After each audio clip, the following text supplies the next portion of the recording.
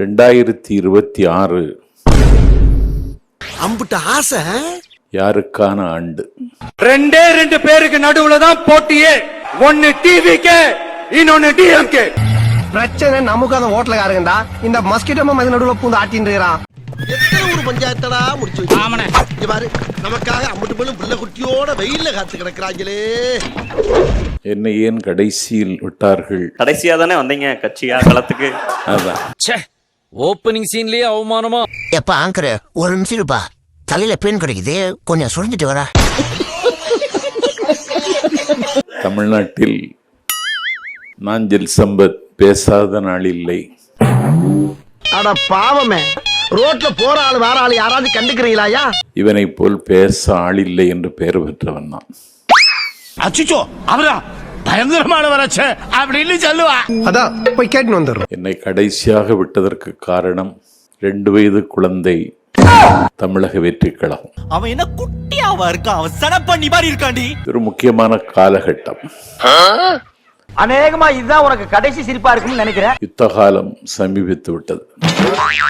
எப்படி நீ திரும்பி வர போறது இல்ல?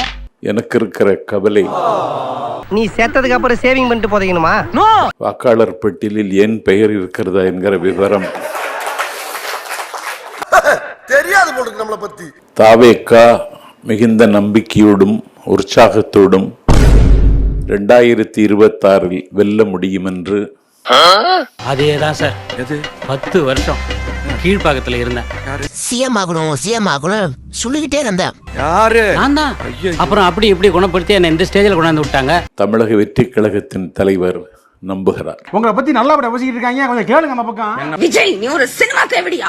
இன்னொரு ஜென்மம் என்று ஒன்று இருந்தால் தமிழக வெற்றி கழகத்தின் தலைவர் உருப்பட மாட்டாய்.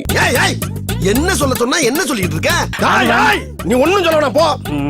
நாஞ்சில் சம்பத் டிபேட்ஸில் தொடங்குகிறேன். இப்பொழுது அதிகம் கேட்கிற வார்த்தைகள் அடுத்த முதலமைச்சர் விஜய். 2026 2 பேருக்கு நடுவுலதான் போட்டியே.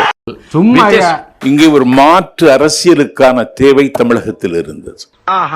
அந்த மாற்று அரசியலையும் மாற்றத்திற்கான அரசியலையும் கொண்டு வர வேண்டும் என்கிற தாகத்தோடு தான் தமிழக வெற்றி கழகம் தொடங்கப்பட்டது.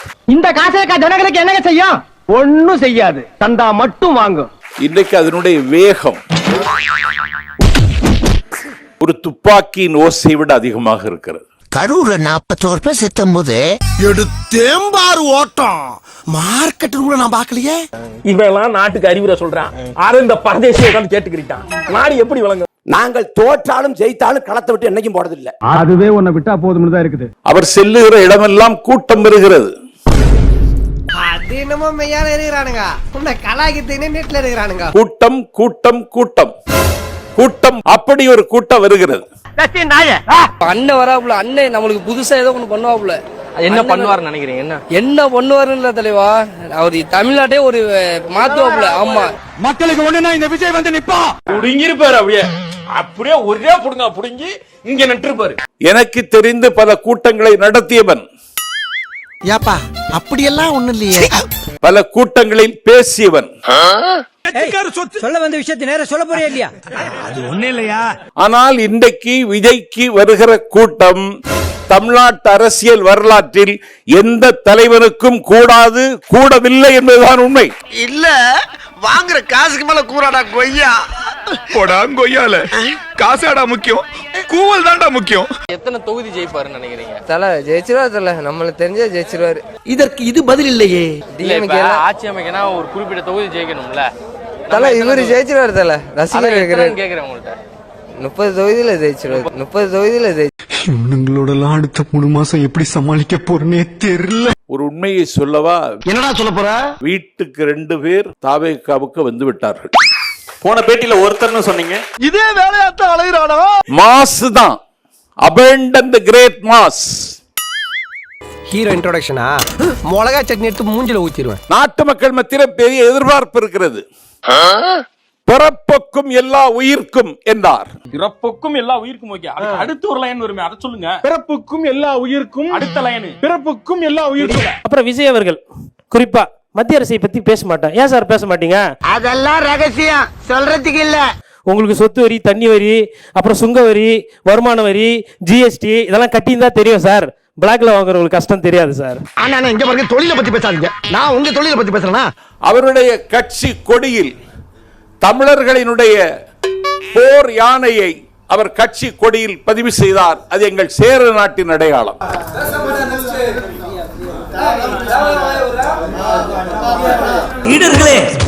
என்ன சலசலப்பு? ஓகே ஓகே, அமைதியா இருங்க சார். இல்ல அவங்க அப்படிதான் இருப்பாங்க.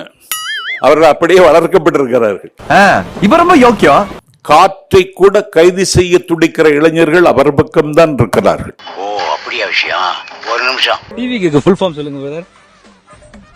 சொல்றா. முதல்ல அவரை பேச சொல்லுங்க. அப்ப நீ மனப்பாடம் பண்ணல. டிவிக்கு ஃபுல் ஃபார்ம் சொல்லுங்கண்ணா. புரியல.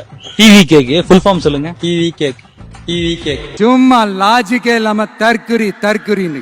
இன்றைக்கு 2026 தளபதி விஜய்க்கு அப்படிப்பட்ட தம்பிகள் கிடைத்திருக்கிறார். ஓ அப்படியா? சின்ன சேலம் புதிய பேருந்து நிலைய பகுதியில் ஓட்டுநர் 500 ரூபாய்க்கு சில்லறை மாற்ற சாவியுடன் ஆட்டோவை விட்டுவிட்டு கடைக்கு சென்றுள்ளார். அப்போது அருண்குமார் ஆட்டோவை திருடிவிட்டு மாயமானதை கண்டு ஓட்டுநர் சொக்கன் அதிர்ச்சி அடைந்தார். திருடப்பட்ட ஆட்டோவில் இருந்த திமுக அடையாளங்களை ஒரே நாள் இரவில் மாற்றி தாவேகா ஸ்டிக்கர்கள் ஒட்டி பூஜை செய்ததும் நம்பர் பிளேட்டை மட்டும் மாற்றாமல் விட்டதும் தெரிய வந்தது.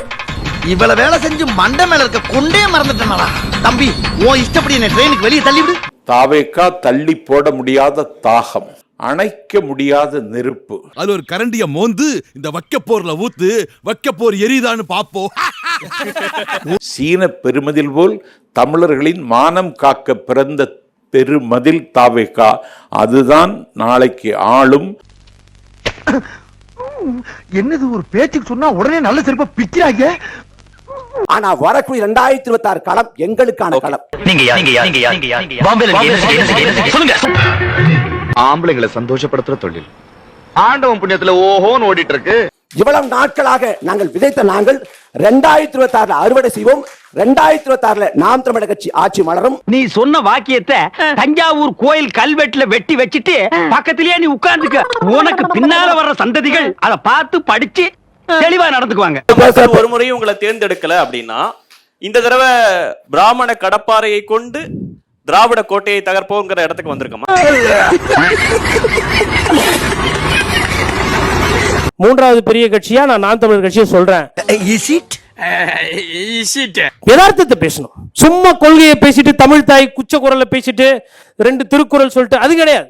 ஏதாவது கல நிலவரத்துக்கு வரும். என்னடா என்கிட்ட அழகு இல்லையா, அறிவு இல்லையா, திறமை இல்லையா, பாடி இல்லையா?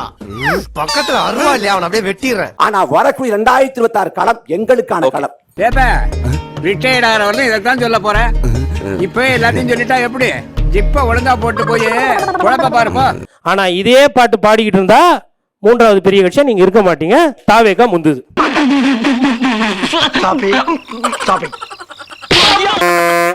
ஸ்டார்ட் பண்ணு.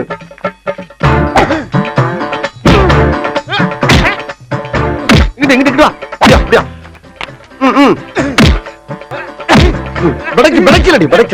மண்டல மட்டும் அடிச்சிடாத, குலக்கத்தில் உள்ள போயிருவேன்.